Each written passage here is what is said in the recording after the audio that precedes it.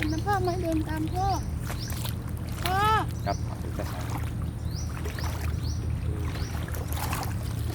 เขาเรียกน้ำอะไรนี้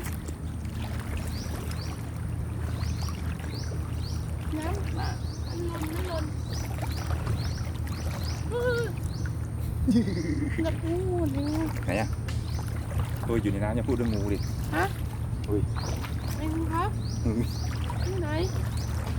ที่ไหนครับงูพ่อพ่อ ครับผม ไอ้งูนี้เท่านี้ เร็วอ่ะ อยู่ต้นไม้ ต้นไม้ อยู่ต้นไม้ มันนอนอยู่เหรอ มันนอนอยู่ แล้วสิโอ้ เดินมาดู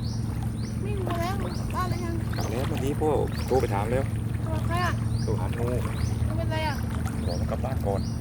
บ้านเขาโอ้ ก็มาลามันบอกว่า ฮะ ก็มาลา แล้วทำไงนี่เอาเบียกมาแล้วเอาเบียกจับวิ่งเลย เดินมาแล้ว อ๋อ ครับ ออกได้ไหมออก เดินออกทางนู้น ออกตรงนู้นไหมออกไหนออก เลย ฮะมันจะต้นไม้มันกดต้นไม้มันไม่กดให้มันตีเหรอพ่อตีวัวไหมพ่อ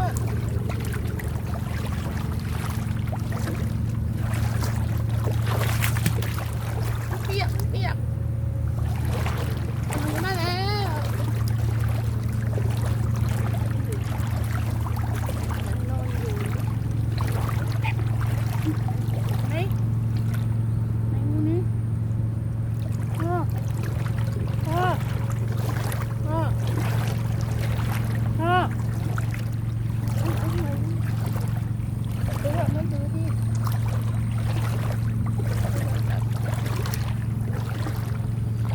ยังไม่ถึง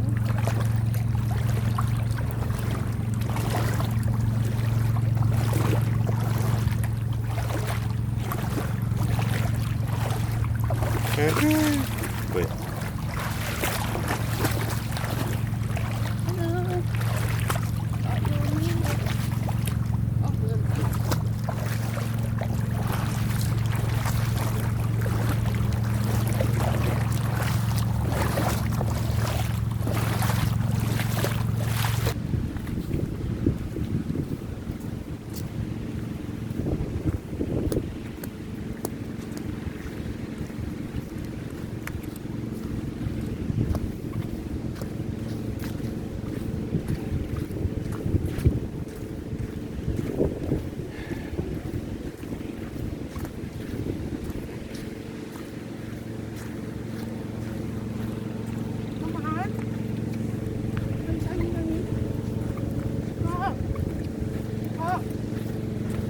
ครับ